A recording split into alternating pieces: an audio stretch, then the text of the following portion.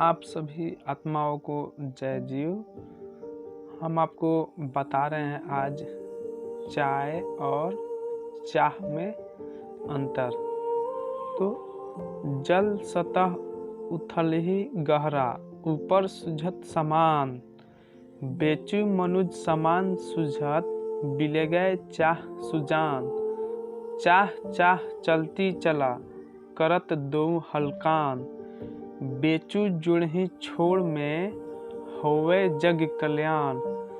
चाह चाय नामक पेय, चाह इच्छा अभिलाषा प्रेम, चलती प्रभाव अधिकार, चला गति देना प्रेरित करना, हलकान तंग परेशान, जग संसार सारा संसार के लोग। तो इसका मतलब ये हिंदी और संस्कृत दोनों को भाषा मिलाकर बोला गया है शब्द।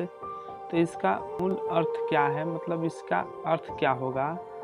तो आज से हम लोग देखते हैं बहुत साल पहले लोग के घर अतिथि आते थे तो जलपान यानी गुड़ पानी अथवा शरबत देते थे उनको जलपान कराने के लिए।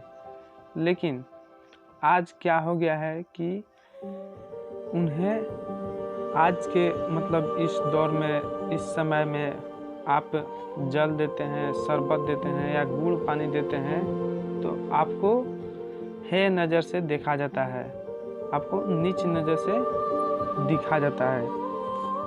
उसका समाज में कोई कदर ही नहीं है। आजकल के इंसानों को देख रहे हैं कि चाय की लत पड़ गई है, आदत पड़ गई है और बिना चाय पिए उन्हें कुछ नहीं होगा, नहीं उनसे कोई काम होगा, नहीं उनसे किसी से बात हो सकती है और स्वास्थ्य की कोई परवाह ही नहीं रखते। तो चाय पर मुझे इसलिए विशेष लिखना पड़ा या बोलना पड़ा कि चाय से तो बहुत बीमारी है।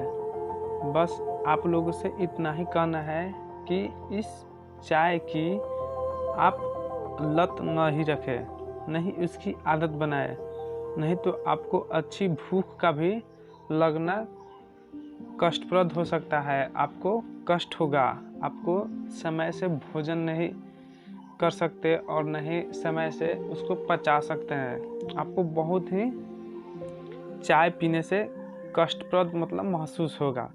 तो आप बताएं, हम चाय के बारे में अब बता रहे हैं कि चाय और चाह। तो चाह क्या होता है, तो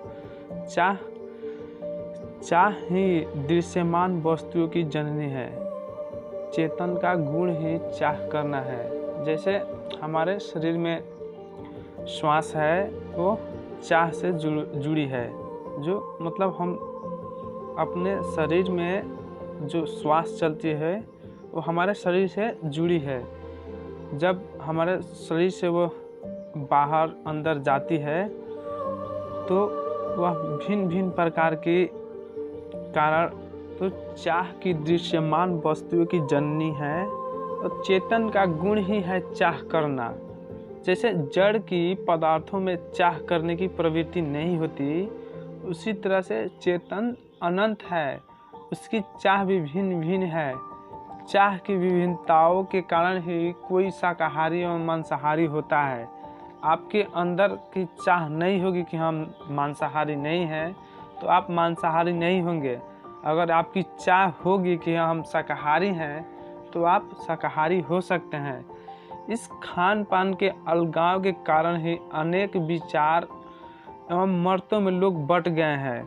अपनी अपनी चाह के अनुसार अपनी अपनी लोग बट गए हैं, जबकि सभी प्रत्यक्ष लोग देख रहे हैं कि पैदाइशी में भी कोई अंतर नहीं है, जलवायु में भी कोई रंग एवं डील डोल में अंतर नहीं दिखता है, एवं पूर्व जन्म का संस्कार भी कोई अंतर नहीं है।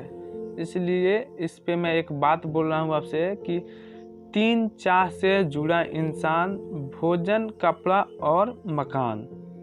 तो इन तीनों चाह से मनुष्य जुड़ा है और इन्हीं तीनों चीज़ों की अति आवश्यक है। लेकिन आज सभी चाह की हुरद्वारी के आगे निकलने के लिए घूस एवं लूट घसकोट की धन उपार्जन करने में लगे हैं और सभी लोग जान रहे हैं कि मरने के बाद हमारे साथ ये धन दौलत नहीं जाएगा। इसी बात पे तुलसीदास जी ने लिखा है कि अरब खरब लो दरब है, उदय अस्त लो राज, तुलसी एक दिन मरण जो आवहीं कौने काज। तो स्वर्ग ऊपर नहीं है, वह एक भ्रम का छलावा मात्र है।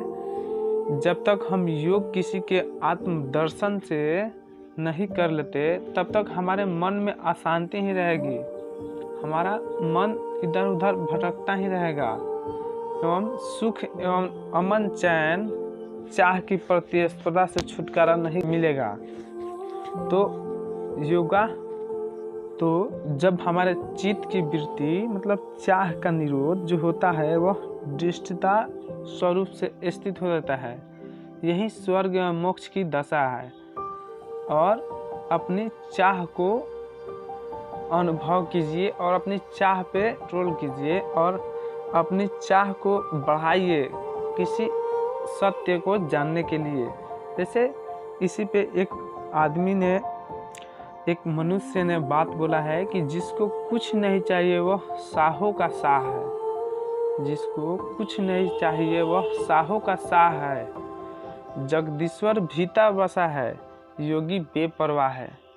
तो आप चाह को ऐसे बढ़ाइए, ऐसे अपने अच्छे सत्य को जानने के लिए अच्छे कर्मों में लगाइए कि आपको कोई भी आगे कोई दिक्कत नहीं हो, आप खुश हमेशा रहे, आनंदमय रहे। बस यही है, यही हम चाहते हैं। और ज़्यादा से ज़्यादा हो सके तो आप योगी बनिए, इसी में हम लोग का कल्याण है।